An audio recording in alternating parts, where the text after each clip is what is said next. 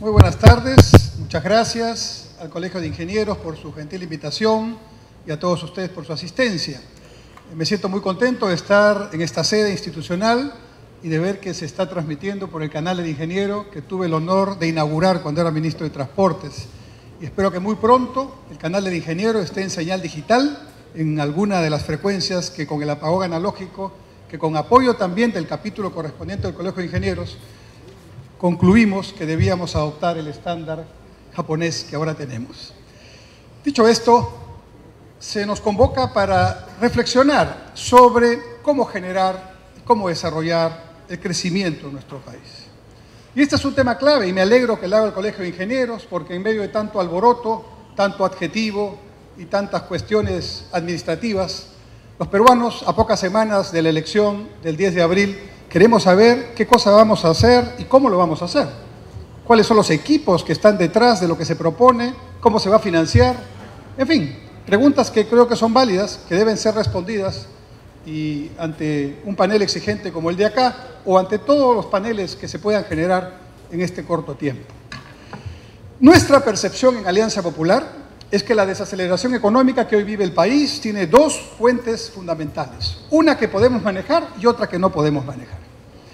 Es evidente que tenemos una situación internacional que empezó el 2008-2009 a manifestarse, todavía difícil, y los analistas coinciden en que tenemos todavía unos 2, tal vez 3 años de situación complicada. De manera que poco podemos hacer frente a ese escenario internacional difícil, aun cuando tenemos expectativas y todos queremos que lo más pronto posible esto se revierta. Sin embargo, hay un segundo factor generador de esta desaceleración, o por lo menos cómplice de la misma, que sí podemos directamente afectar. Y se trata de la capacidad de gestión del gobierno para manejar su política pública. Y les voy a hablar, no en teoría, sino con un ejemplo. La crisis internacional se explicitó en 2008-2009 y me tocaba estar de ministro de Transportes en ese momento. Lo que hicimos fue una política contracíclica, lo que los economistas llamamos una política contracíclica. Es decir, se cayó la inversión privada sustantivamente, como era de esperar, y el Estado, que solo maneja la quinta parte de la inversión total, para algunos candidatos que andan repartiendo dinero por todo lado, hay que recordarles que el Estado, haciendo bien las cosas, solo puede manejar el 20% de la inversión bruta fija, históricamente. Las 4/5 partes restantes tiene que ser manejado por la inversión privada. Entonces, el 2009, con gran esfuerzo, en la segunda parte del año, con presupuesto ya en marcha y con crisis encima, pusimos 11.000 millones de soles en presupuesto complementario y logramos que ese dinero fuera directamente a proyectos de infraestructura y a proyectos de interés social.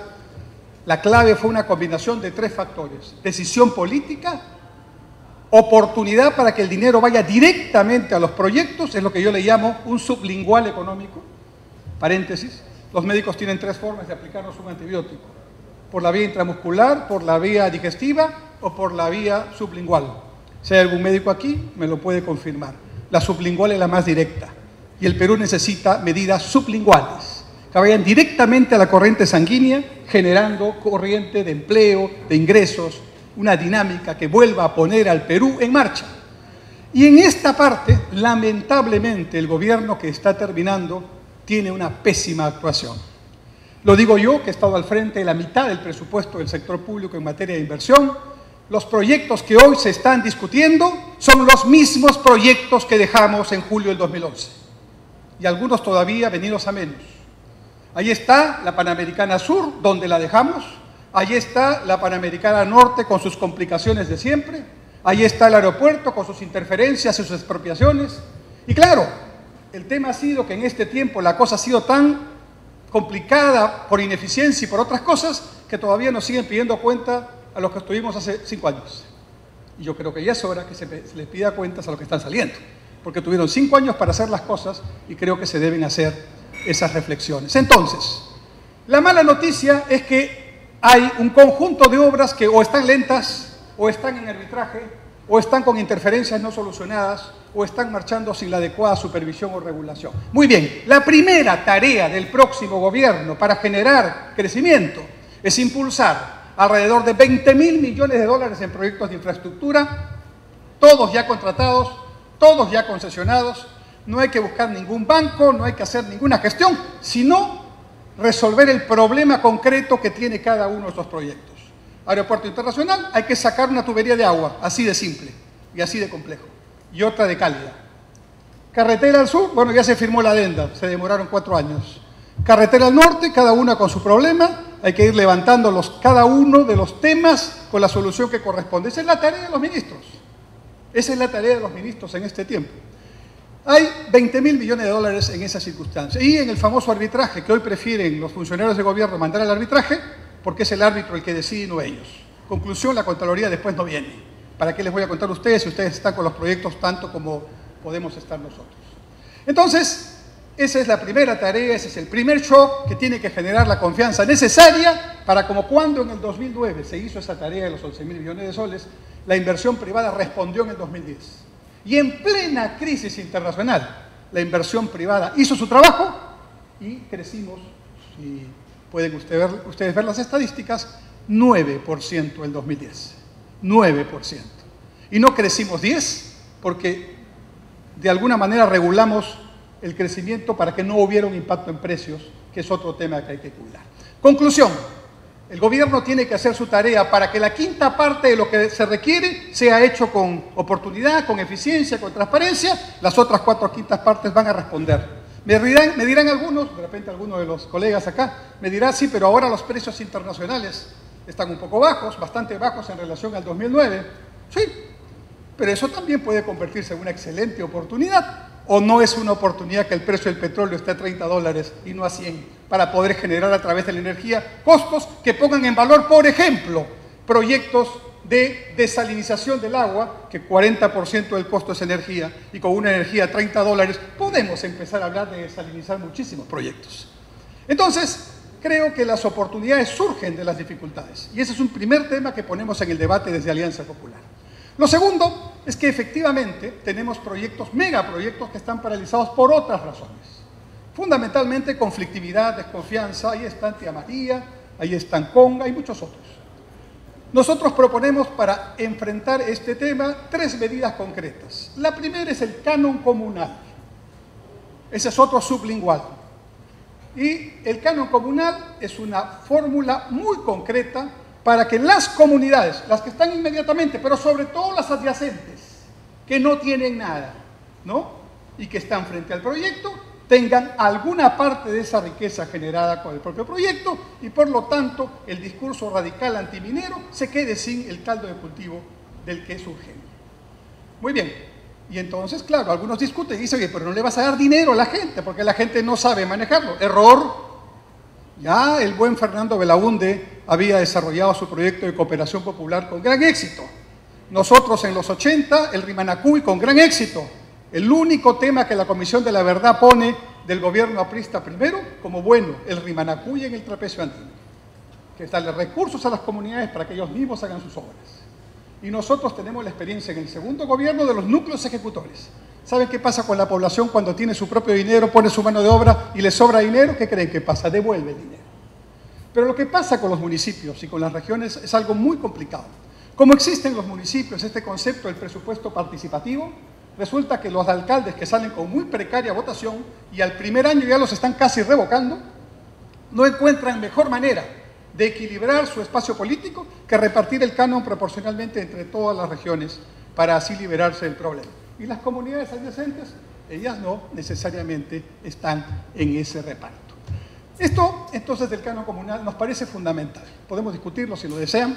El segundo tema es política de acondicionamiento territorial, que tenga por objetivo que, por ejemplo, aprovechando esta circunstancia tan difícil de los huaicos nuevamente y reiterados, ¿no?, en este caso por el Niño, la población no se asiente pues en la quebrada. Tenemos que tomar decisiones que nos pongan de alguna manera en la posibilidad de hacer un manejo inteligente del territorio, que siga la cuenca, como el buen Pulgar Vidal lo decía, que haga transversalidad en la organización política, económica y social del Perú, y que sobre todo cree las ciudades intermedias. Un gran desafío para los próximos 4 o 5 gobiernos, no para el próximo solamente. Si queremos bajar la pobreza a menos del 10% como la queremos bajar, la pobreza dura que queda no se baja solo con programas sociales, por más eficientes que sean. ¿Por qué? Porque los programas sociales no llegan a arriba de 4.000 metros con eficiencia. Y las distancias son largas, son miles de centros poblados con apenas decenas de familias cada uno y separados 5 o 7 kilómetros uno del otro. Es imposible llegar con red de energía, con red de agua, con servicios, con centro de salud, con centro educativo, con policía, con punto de internet, que es lo básico que tiene que tener todo poblador. Entonces, ciudades intermedias abajo y los convencemos, porque esa es una democracia, no es una imposición. Tenemos que convencerlos para que bajen de noche a estar allí con sus servicios y allí los empezamos a sacar de la pobreza. Y tercero, el agua, fuente fundamental de conflicto en estos tiempos e históricamente. Para el agua planteamos lo siguiente, 3 cosas concretas. Primero, como el sobrecalentamiento del planeta nos dejó sin nevados, casi, y el nevado ejercía naturalmente una función retenedora del agua que en el deshielo luego nos daba el agua que necesitamos abajo, hay que reemplazar el nevado con reservorios arriba. Primera tarea. Segunda tarea, hay que cuidar la cuenca. Ese programa le llamamos Agua para Siempre. Nos falta en el agua para todos todavía. Hay 5 millones de peruanos que no tienen agua. Y en Lima 1 millón. Hay que trabajar para hacer la cobertura al 100%. El agua, como bien se ha dicho, es un derecho humano fundamental. Y ahí no entramos en discusiones ni en ideologías. Tenemos que hacer la tarea y le corresponde al Estado hacerlo. Y entonces, con cobertura hacia el 100%, pero con calidad de agua y con preservación de la cuenca. Y en tercer lugar, cuidando los que vivimos en las zonas urbanas, que nuestros hermanos que viven arriba nos hagan el trabajo de cuidar la cuenca. Pago por servicios ambientales, incluido en los recibos de agua que todos pagamos. De manera tal que este programa Agua para Siempre tiene que enfrentar el tema del agua para sacarla de la situación de conflicto en la que se encuentra y generar en el agua una situación de consenso y de búsqueda de solución. Entonces, frente a esta circunstancia importante de la conflictividad, la desconfianza, esas 3 medidas nos parecen fundamentales. Tercero, aun cuando tengamos todo esto en marcha y los 25.000 millones de dólares en proyectos mineros paralizados y 56.000 millones de dólares en proyectos mineros potenciales que tendrán que verse bajo estos esquemas, planteamos que también debemos disminuir sustantivamente los trámites. Nosotros no le llamamos tramitología. Nos parece un error. Etimológicamente el logo significa tratado. Tramitología sería el tratado del trámite. ¿Qué ciencia es esta? La ciencia del trámite es un conjunto de objeciones y de pasos que están allí cada uno más ilógico que el otro. Mejor llamémosle tramitomanía, la manía del trámite. Y entonces vamos a cortarlo, vamos a dar en Alianza Popular 12 meses desde el 28 de julio, 12 meses exactos a todas las instituciones públicas, incluidos los gobiernos locales, para que hagan 3 cosas. Primero, sistematicen todos sus procedimientos y quiten los que están de más. Segundo, digitalicen sus procesos. Buena parte de la eficiencia, pero también de la lucha contra la corrupción, tiene que ver con la disminución, en lo posible a cero. No se puede totalmente a cero, pero en lo posible de la discrecionalidad del funcionario público. Y la discrecionalidad del funcionario público solo puede bajar si realmente le ponemos tecnología a los procesos, los hacemos más racionales, más rápidos, más transparentes, más lógicos. Ese proceso le llamamos Perú Digital y tenemos un programa que se llama Estado sin papeles. Y el presidente de la República y los ministros de Estado nos comunicaremos digitalmente y sacaremos el papel de la historia de este tema. Y así contribuiremos con el ejemplo a bajar los trámites, a bajar los tiempos y a generar la confianza. Y estamos dispuestos a aprovechar otras experiencias, porque no hay que inventar mucho, para sacar una licencia en 24 horas. Y que luego los temas fundamentales que corresponden a las diferentes especialidades y requerimientos que se hagan, se convaliden posteriormente. Pero la empresa, en términos jurídicos, ya puede empezar a trabajar con su licencia de 24 horas, como ocurre en otros países, sin ningún problema. El crecimiento, entonces, es un proceso fundamental. Todos los economistas, bien difícil que nos pongamos de acuerdo, pero nos hemos puesto de acuerdo en algo sin querer. Y estamos de acuerdo que el crecimiento potencial del Perú es 4,5 o 4,7%. ¿Qué quiere decir esto? Que si usáramos todos los recursos que tenemos, con toda la infraestructura que tenemos, con la voluntad política que a veces no tenemos y con la valentía que a veces no tenemos, ¿no es cierto? Si usáramos todo esto, podríamos crecer hoy 4,5 o 4,7. Muy bien, la primera tarea del próximo gobierno es crecer a 4,5 o 4,7. Y para eso estoy dando algunos de los pasos que hay que seguir inmediatamente. Pero eso no es suficiente. Debemos retomar Esperamos pronto un ritmo de crecimiento del 5, ojalá el 6. Pensamos que a mitad del quinquenio ya podríamos estar en ese camino. Y para eso necesitamos que la inversión privada llegue a ser 22% del PBI como meta. Y para que la inversión privada llegue a ser 22% del PBI, teniendo en cuenta que la inversión privada es la fundamental, 4/5 partes del total, y que de ese total el 80% es inversión micro y pequeña empresa, tenemos entonces que generar niveles de confianza, procedimientos rápidos, créditos adecuados. COFIDE tiene que tener un rol fundamental para fortalecer el capital de las empresas peruanas. Queremos ver más empresas medianas que crezcan y queremos ver más empresas que se conviertan en medianas, que tengan el currículum para participar en los procesos de APPs, IPs y todas las fórmulas para generar infraestructura. Y para eso hemos planteado un fondo que hemos llamado el Fondo Bicentenario, que con un capital semilla de $1.000 millones en COFIDE permitirá apalanquear 9 veces como manda la norma internacional y generar $10.000 millones para fortalecimiento patrimonial, para crecimiento institucional y para internacionalización de nuestras empresas peruanas, que podrán entonces también participar de los procesos de crecimiento y infraestructura. Por supuesto, creemos en algunos megaproyectos en particular. Por ejemplo, ¿cómo vamos de tiempo? ¿Estamos bien? Túnel Trasandino, por favor. ¿Qué esperamos para hacerlo? Yo digo, mis queridos ingenieras e ingenieros, que si hubieran tenido los criterios que hoy a veces tenemos, no digo que no sean necesarios, pero que a veces se extreman en las evaluaciones, no hubiera habido Central Hidroeléctrica del Mantaro, ni Panamericana Sur, ni Norte, ni Carretera Central, ni Ferrocarril Central, porque les aseguro que cuando esos proyectos se empezaron a hacer, no pasaban el SNIP. Por una sencilla razón, que yo aprendí en la práctica cuando fui ministro. La demanda viene con el proyecto. Yo no puedo estimar la viabilidad de un proyecto en función de la demanda que hay ahora. ¿Por qué creen que la carretera al sur no es autopista hasta Icayá? Porque la demanda que se estimó en el proyecto de la concesión consideraba que la demanda, o sea, el número de vehículos que pasaban justificaba una autopista recién en el año 2019. ¿Y qué ocurrió en la vía real? Antes de eso, en el 2009 ya había la demanda sobrepasada. La gente es inteligente. Si la infraestructura está ahí, la gente lo utiliza, se proyecta, multiplica y crece. Y hay un antiguo economista que se llama Juan Bautista Say, que decía en otra época, por supuesto, la oferta crea su propia demanda. Parafraseándolo, para citar y no hacer lo que hacen algunos, ¿no?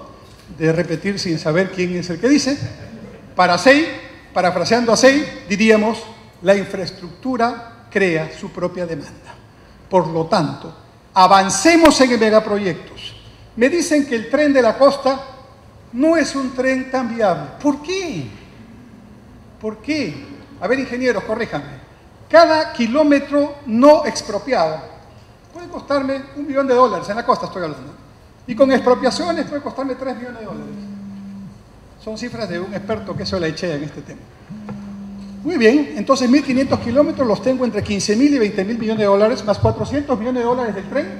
Ya tengo esa cifra más o menos como en la base de este tren, primera parte.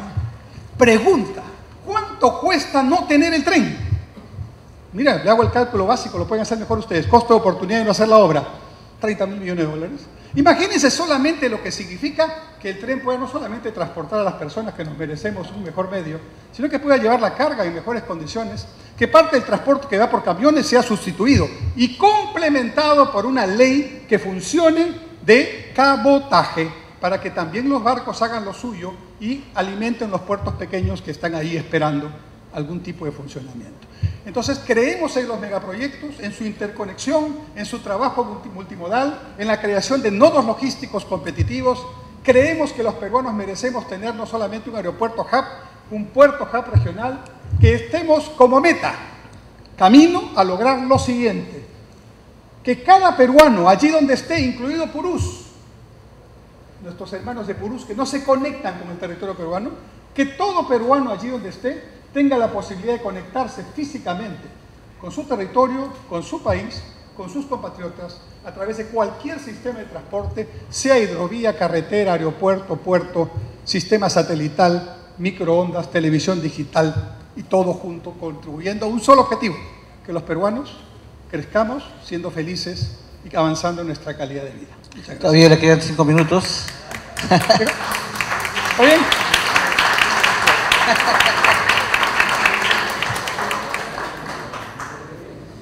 Ok, entonces vamos a aprovechar para los comentarios. ¿Me quedaban minutos todavía no? 5.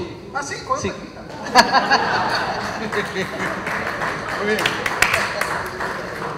No, rápidamente. Educación, salud y seguridad ciudadana. Voy a hacer muy rapidito los temas. Creo que en educación todos estamos de acuerdo que tenemos que avanzar hacia el 6% como parte del presupuesto total. Perfecto. Eso nosotros planteamos crecer 0.5 por año. Nuestro tema, y no hemos todavía escuchado otras propuestas al respecto, es revisar contenidos de educación. Por supuesto, seguir con los colegios emblemáticos, infraestructura. En el tema universitario no nos parece que el Ministerio de Educación debe decidir quién es el presidente o presidente de la SUNEDU. Superado ese problema, creo que podemos seguir hablando de acreditación y calidad de la universidad. Institutos tecnológicos emblemáticos, perfecto. Pero, ¿y los contenidos? Planteamos lo siguiente. Todo estudiante de primaria, cuando termine, nuestros hijos que estén en primaria, debe tener algunas metas básicas en TICs, en tecnologías de la información y la comunicación, y en un idioma adicional, en este caso puede ser el inglés. Segundo, el estudiante de secundaria, planteamos, debe tener un proceso de 3 años de secundaria, donde los contenidos deben ser revisados, luego voy a eso, y los 2 años siguientes con un bachillerato que puede tener artes, humanidades, ciencia, tecnología, emprendimiento y pequeña empresa. Institutos tecnológicos, para quitar esa idea, señores ingenieros, que solamente se puede ser feliz si uno llega a la universidad, ¿no? Tenemos que tener buenos técnicos. Me vengo de visitar una empresa extraordinaria, de empresa, todo robotizada, pero los pocos trabajadores que necesitan no los encuentran. Por si acaso están buscando 150 trabajadores que operen máquinas especializadas. No hay en el medio disponibles. Ese es el problema concreto de educación. Salud. Tenemos que interconectar la salud en un sistema que se llame sistema, bajo la rectoría del MINSA. MINSA es salud, institutos militares y policiales, clínicas privadas, municipales. Compras conjuntas para hacer sinergia de infraestructura, sinergia de médicos, sinergia en la compra de medicamentos. Medicamentos competitorios, los 5 básicos, comprados en cartera para bajar el precio y comercializados a través de la infraestructura privada, para lograr medicamentos populares que permitan llegar y compensar este buen TPP, a propósito se me lo van a preguntar, este buen TPP que le da beneficios al Perú, pero que tiene un costo en los medicamentos que van a mantenerse 5 años más con los precios de la patente, o en este caso el periodo de prueba. Seguridad ciudadana. Tenemos 125.000 policías. Queremos que 80.000 de ellos salgan a la calle a hacer su trabajo. 24 por 24, pero con 750 millones de soles que hay que poner para pagarles los 15 días que ya no van al sector privado, que eso es lo que no se ha hecho ahora. Segundo, 15.000 efectivos de la Fuerza Armada, oficiales y suboficiales, no soldados, que ayuden el primer año para buscar vigilancia de puestos fijos y me liberen policías para que vayan a la calle a cuidarnos. Tercero, reforzamiento de la inteligencia policial, reestructuración de la PNP con apoyo internacional, ya consultamos. El caso colombiano parece ser el más adecuado para que nos dé un apoyo institucional. Multiplicar por 3 los policías de la DIRINCRI para combatir el crimen organizado, el crimen tecnológico y estas nuevas formas de crimen. Y finalmente, una interconexión con la población a través de las comunidades, ronderos, juntas vecinales, empresas privadas, que junto con los 80.000 policías pueden hacer que 120.000 personas adicionales trabajemos en conjunto en busca de una mayor seguridad ciudadana. Ahora sí. Okay. Muchas gracias. Lo aprovecho para felicitarlo por su presentación, su entusiasmo, su conocimiento, su esfuerzo y nuestros mejores deseos de que asuma roles más protagónicos y de mayor liderazgo tal vez en su organización política, que como toda organización necesita renovarse para seguir viviendo. Yo quería, me han encargado que toque el tema energético y minero y quería agregar un puntito aprovechando su intervención sobre el tema educativo al último. Sobre el tema energético, le vamos a dejar un cuadro sinóptico de los temas importantes.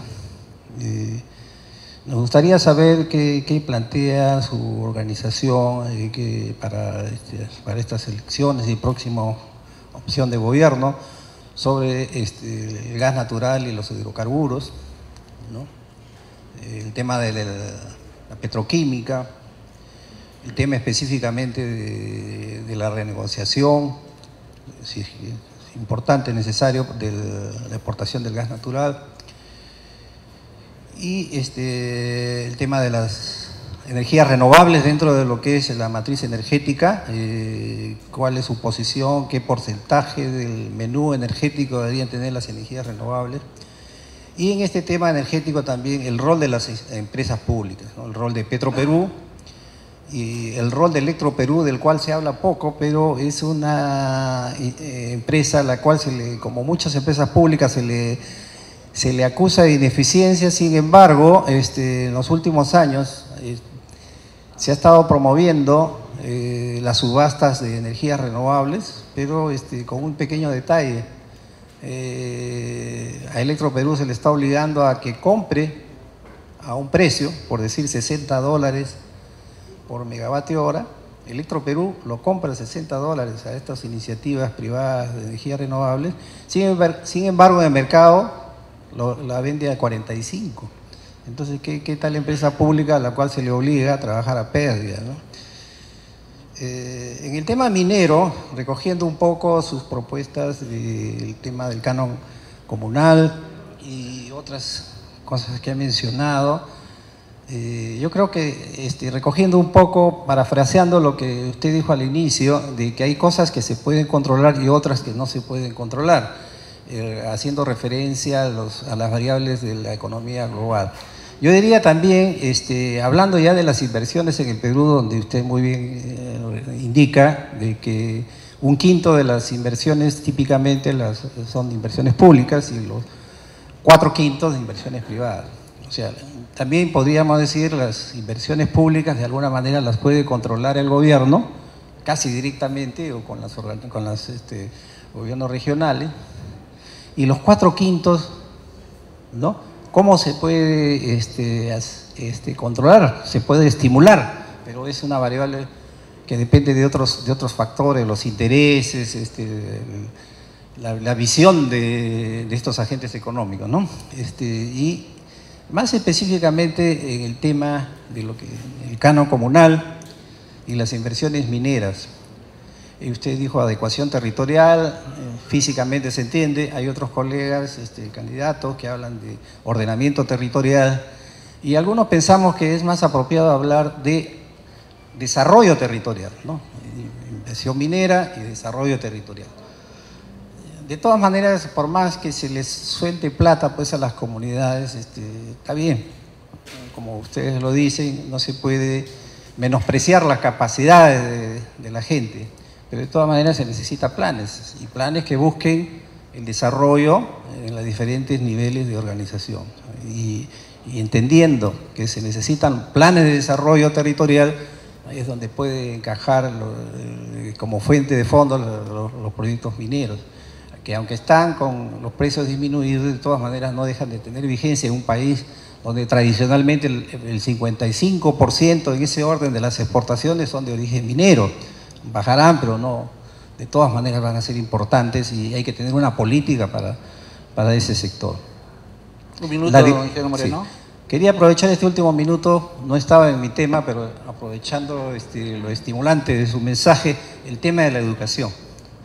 Efectivamente, nosotros somos ingenieros y debemos reconocer que se necesita más técnicos que ingenieros. Tal vez por cada ingeniero se necesitaría 2 o 3 técnicos. Y entonces no entendemos cómo es que, bajo el pretexto de alguna forma estimular las inversiones privadas, destrabar las inversiones, tanto del Ejecutivo como en el Parlamento, se cocinan dispositivos legales que finalmente lo único que hacen es beneficiar a ciertos sectores de interés. Específicamente me quería referirme a que se está moviendo una ley de institutos técnicos, que no tendría nada malo si no fuera que en esta ley de institutos técnicos se establece que ya está por discutirse en el Pleno, se establece que estos institutos, y no estamos hablando de TECSUP, no estamos hablando de SENATI, que son institutos de primer nivel, porque ellos no están en ese grupo, se está estableciendo, se pretende establecer que estos institutos entreguen grado de bachiller y título profesional equivalente de las universidades. Y esto no se puede permitir porque, por un lado, se está fomentando el levantar el nivel de la formación universitaria, pero si uno ve ese proyecto de ley de institutos, prácticamente no hay ningún control sobre las capacidades docentes y sobre todo en los institutos privados no hay ningún tipo de indicación ni restricción de quién puede ser profesor. Entonces, este tipo de dispositivos que se festinan lamentablemente en función de intereses no pueden pasar porque lo único que van a lograr es degradar el nivel de formación de cuadros técnicos que el país necesita. Para formar técnicos no se necesita un nuevo dispositivo, se necesita que haya más TECSUC, más SENATI, y quería aprovechar con eso para cerrar mi intervención. Del túnel trasandino, quisiera saber qué otras alternativas tienen considerado y si más o menos tiene idea del monto de la inversión. Esa es una pregunta. La siguiente pregunta es, las siguientes líneas de la red del metro, ¿piensa hacerlo por concesión APP o por licitación de obra pública? Le hago esta pregunta por lo siguiente. La línea, cuando se hizo el estudio de preinversión de la línea 2 del metro, se determinó que más o menos se requiere un subsidio o cofinanciamiento, como le llaman, de parte del Estado, del orden del 70 al 80% para que sea bancable este proyecto. Si no, en todo caso, para que no se requiera subsidio, el público usuario tendría que estar dispuesto a pagar 8 soles por cada hora ahorrada. Como eso no es posible, entonces el Estado tiene que subsidiar del orden del 70 al 80%. Por otro lado, la inversión en infraestructura, es decir, obra civil más instalaciones, coincidentemente también son del mismo orden, como del 80%. Entonces, en la práctica, el Estado tiene que subsidiar la totalidad de la infraestructura. Entonces, si tiene que subsidiar la totalidad de la infraestructura, un poco que no tiene sentido hacer una concesión APP, mejor licitarlo como obra pública.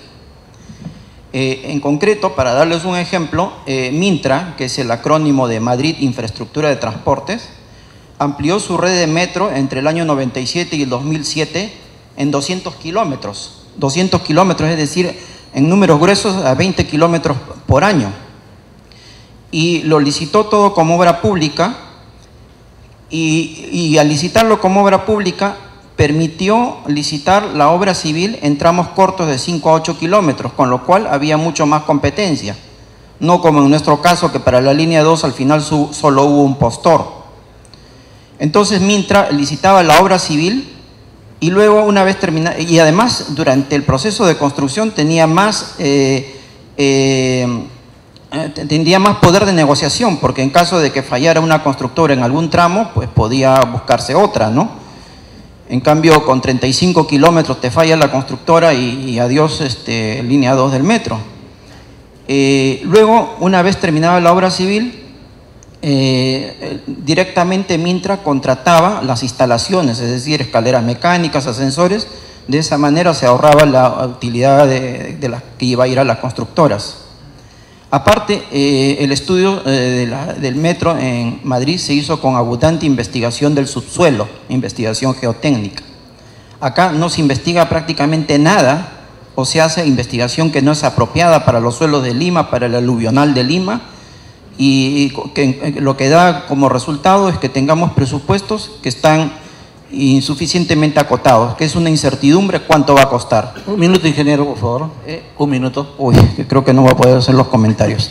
Bueno, entonces está clarísimo por el ejemplo de Mintra de que conviene licitar como obra pública la obra civil, ¿no? Esa era la pregunta, si va a ser como concesión APP o como obra pública. Bueno, solo un comentario nomás, por favor. Hasta ahora, en todas las ponencias que he escuchado de los tres candidatos, hasta ahora no he escuchado ningún acto de contrición sobre por qué es que tantas megaobras licitadas en el pasado han terminado costando mucho más o lo han licitado a precios caros. Por ejemplo, es el caso de la Interoceánica, que se hizo durante el gobierno del APRA, que se licitó en agosto del 2005 $800 millones, terminó costando $2.500 millones, ¿no? Y también se hizo un estudio de factibilidad en el cual se asumía que el departamento de Madre de Dios iba a tener una producción agrícola en apenas 3 años como el departamento de Lambayeque y Piura juntos. Al final sabemos que eso no ha ocurrido y que lo único que se han creado son pasivos ambientales por la explotación ilegal del oro. Entonces, ¿por qué es que ha costado, por qué de 800 se disparó a $2.500 millones? Pues esto ocurre porque los expedientes técnicos están muy mal preparados. Y eso ocurre desde que yo tengo uso de razón ingenieril. Y lamentablemente nadie se ha puesto a hacer el diagnóstico y proponer la solución. Le voy a entregar al señor Cornejo este diagnóstico y cuál es la solución para hacer esto, que obviamente pasa por hacer mucho mejores expedientes técnicos. Yo quiero, empezar. Podemos calificar como queremos o queramos el modelo económico aplicado a partir de 1990, pero es indudable que ha mostrado resultados.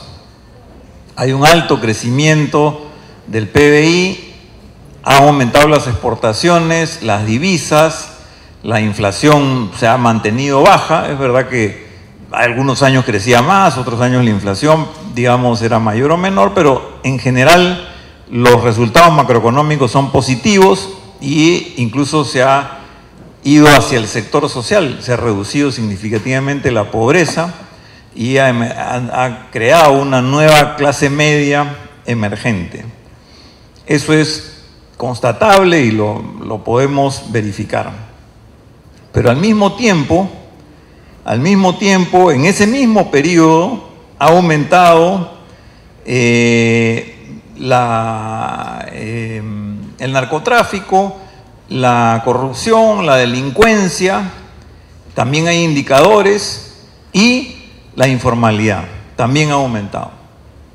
En el caso de la informalidad, que siempre es un tema polémico porque además es difícil medirla, casi por definición no hay cómo agarrarla, el año 2014 hubo una investigación bastante profunda del INEI con el apoyo del Instituto francés de Estadística y el Instituto de Investigación de Francia, que midió con bastante detalle este 75% de informalidad laboral. O sea, el mercado laboral, 75% de los trabajadores están en condiciones, de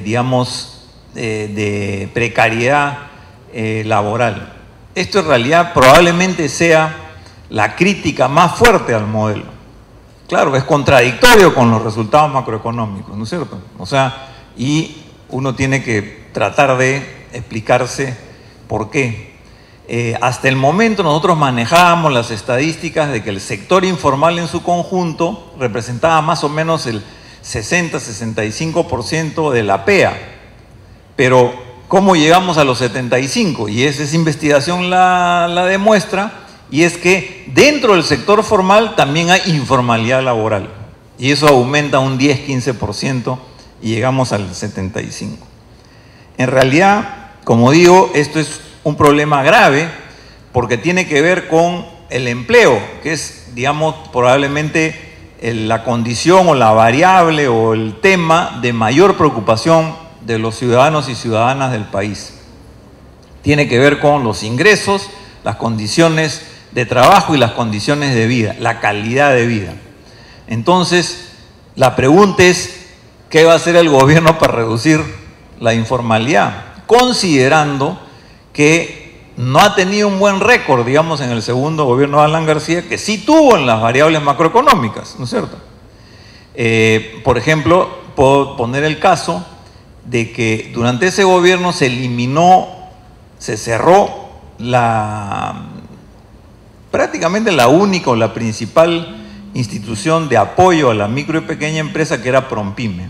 Se cerró bajo el argumento que había que reducir la burocracia en el Estado, en fin. Entonces, digamos, teniendo en cuenta eso, ¿qué va a hacer, digamos, el gobierno del doctor García, ¿no?, para atacar este problema de la informalidad?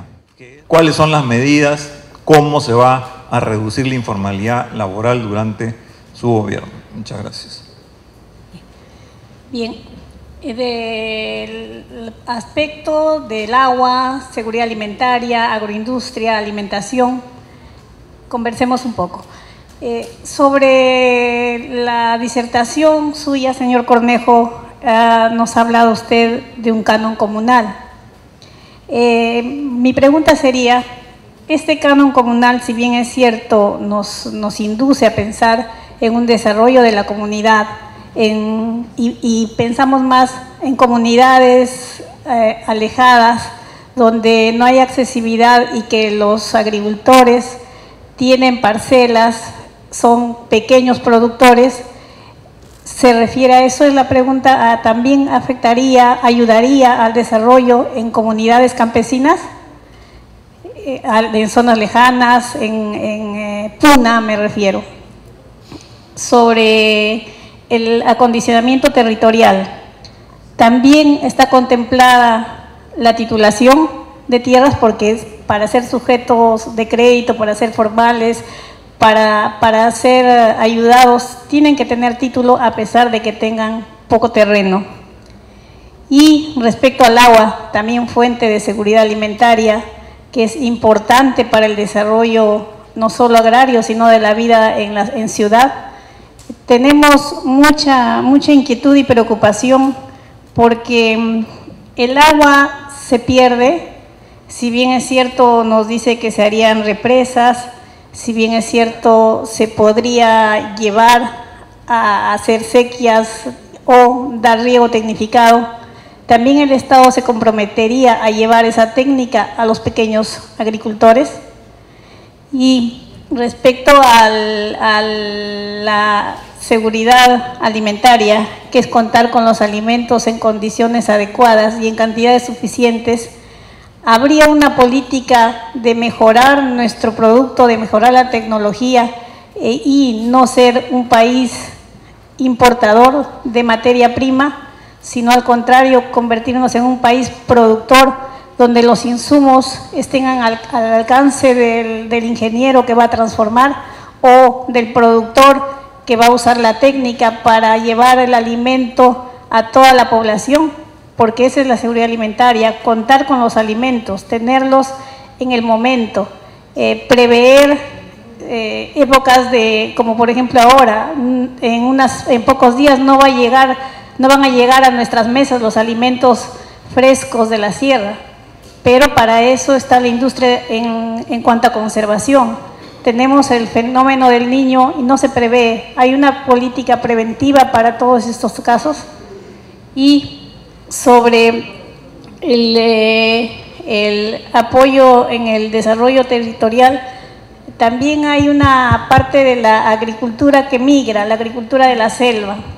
En cuanto a esta práctica donde los agricultores intervienen, siembran y luego cambian de lugar, dejando deforestada el territorio, el terreno, también hay una política de manejo continuo y sobre todo en cuanto a las normas que existen,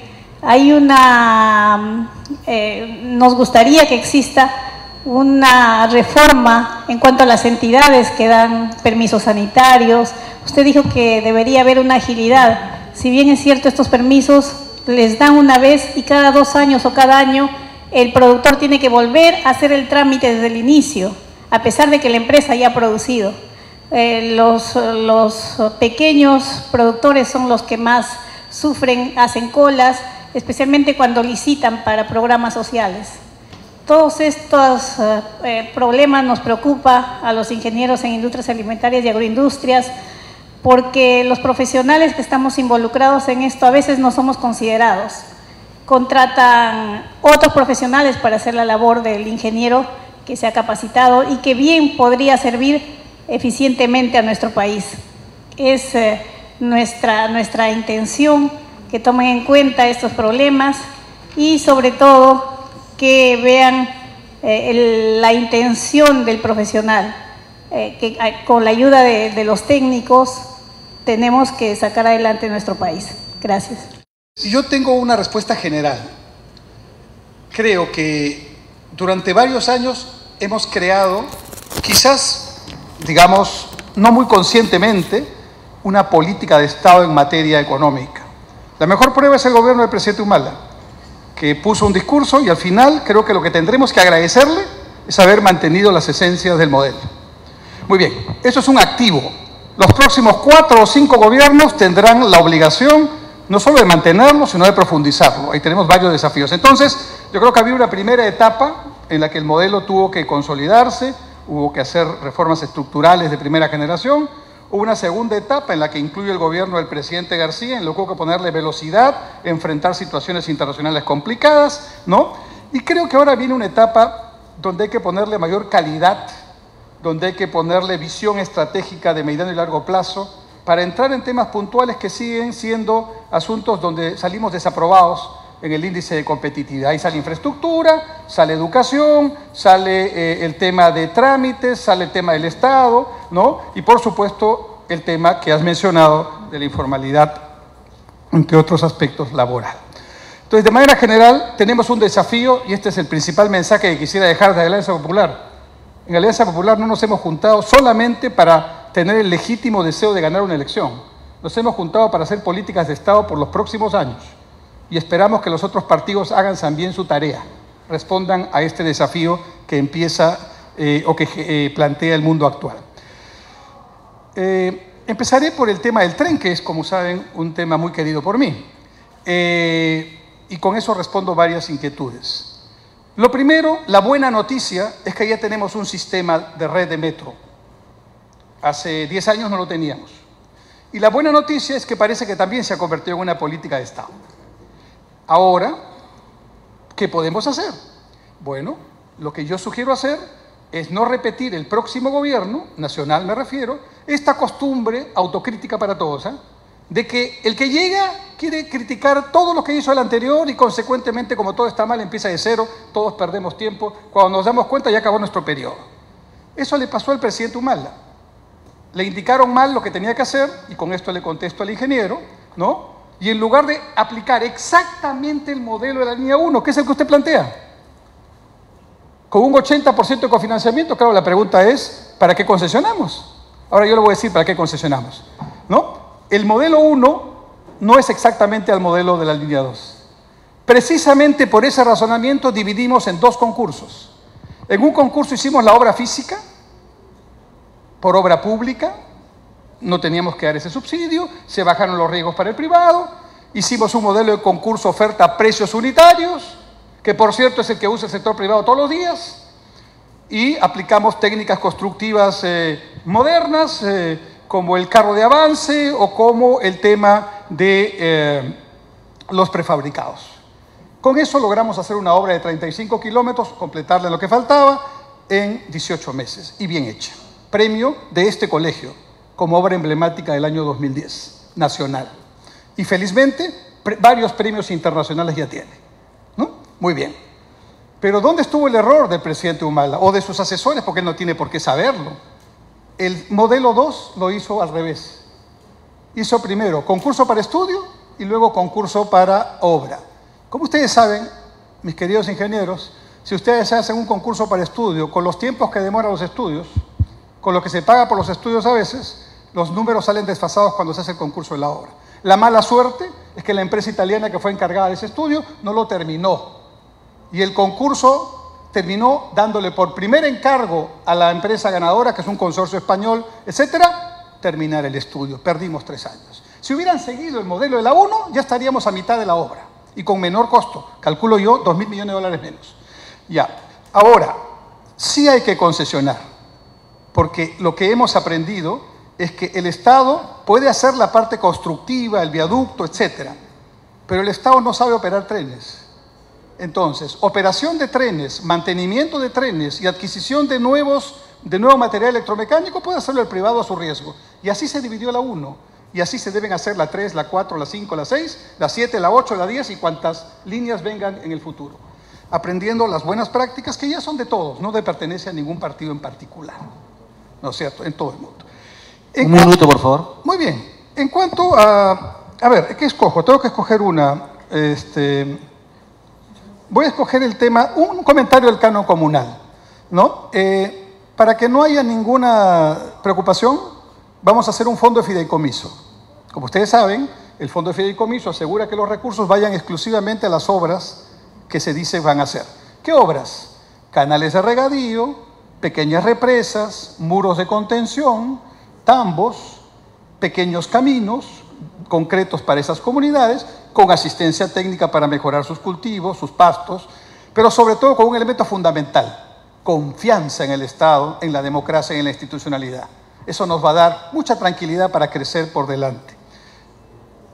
Informalidad laboral. Espero que concordemos, Fernando, que para hablar de salir de la informalidad, primero tenemos que hablar de salir de esta desaceleración. Una cosa es hablar de la informalidad con 3% de crecimiento y otra cosa es empezar a hablar de cómo salir con 5, 6, ojalá más de crecimiento. Ese es el esfuerzo primero. Pero tenemos algunas ideas con respecto a este asunto. Primero, nos parece una situación engañosa, que sobre todo en la informalidad urbana, estoy pensando en Gamarra y en otras experiencias como ella, hoy día muchos de los que están siendo informales allí, están siendo informales porque el Estado no tiene la posibilidad, ni el deseo, ni la facultad de facilitarles la vida para que se integren. Y creo que hay que hacer varias cosas. Primero, cambiar esa ley de lavado de activos, que es el único país donde la ley de lavado de activos se ha incluido el tema tributario. Entonces tienes a todos los empresarios de Gamarra que quieren formalizarse con el Ministerio Público, la Policía Fiscal encima de ellos averiguando cómo construyeron los edificios que construyeron. Eso es una irracionalidad. Y lo segundo, ¿cuándo van a pagar los informales, sigo con el ejemplo de Gamarra, las deudas que tienen con el municipio de La Victoria, que sigue considerando unos costos que ya no son, unas construcciones que ya no se hicieron como se debieron hacer, pero que ahora deberían reconocer como tal y empezar a generar los ingresos de esos tributos o esos prediales? Entonces, creo que ahí hay que hacer un sinceramiento patrimonial y esa es nuestra propuesta concreta. Y un último tema para la ingeniera, discúlpenme que he tenido que correr. En la seguridad alimentaria hay un factor fundamental. Creo que podríamos ponernos de acuerdo para que no haya desnutrición infantil en el Perú. Y para que no haya desnutrición infantil en el Perú, tenemos que incorporar el omega en los alimentos de nuestros niños y nuestras madres gestantes. Y felizmente el omega está en la parte de la proteína en el pescado y en la parte vegetal está en la kiwicha principalmente. Aseguremos que los programas alimentarios tengan el componente de omega, bajemos la desnutrición a cero y empezaremos con otro país seguramente a generar unas bases fundamentales. Y un pequeño comentario al acto de contrición que me han invitado a hacer. Solo es un detalle que estoy seguro usted corregirá. Los contratos de la Interoceánica Sur no se firmaron en agosto del 2005, se firmaron en el año 2004. Y esa misma pregunta se la puedo hacer al presidente Toledo que está esperando su turno.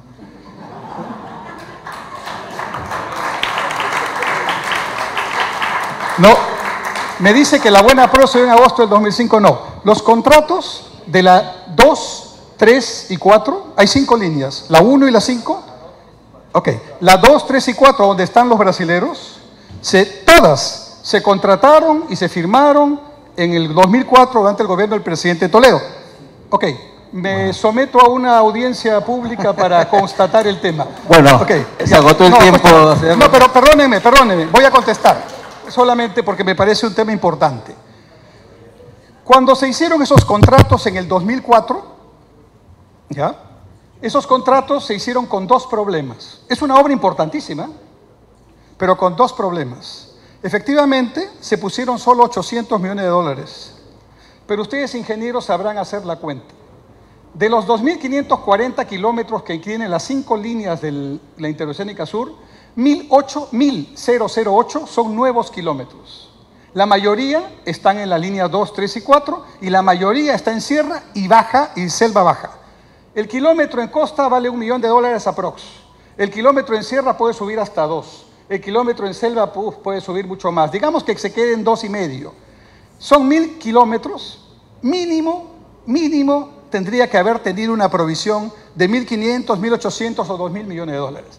O sea, cuando se inició esta obra, a conciencia, solo se puso quizás la tercera parte del recurso que se necesitaba. Y segundo, la obra no se concursó con expediente técnico, ni siquiera con factibilidad. Se concesionó con una casi factibilidad. Y lo que ocurre, ingenieros, no les voy a explicar a ustedes, entre una factibilidad y un expediente es muchísima obra por abajo y muchísimo dinero adicional. Por lo tanto, ese adicional que se dice no es tal. Al contrario, la interoceánica ha costado lo que debió costar. Pero eso sí, como autocrítica, en adelante, concursos tan importantes como este tienen que hacerse de preferencia con expediente técnico y con los recursos totales provisionados. Muchas gracias. Okay. Agradecemos, damas y caballeros. Al doctor Enrique Cornejo invitamos, por favor, al ingeniero Julio Cáceres a acercarse aquí al escenario. Por favor, que le hará entrega de un pisco a modo de agradecimiento en su carácter de presidente de la comisión organizadora de este foro Elecciones 2016. Damas y caballeros, nuevamente un cálido aplauso para el doctor Enrique Cornejo Ramírez, agradeciéndole por habernos acompañado.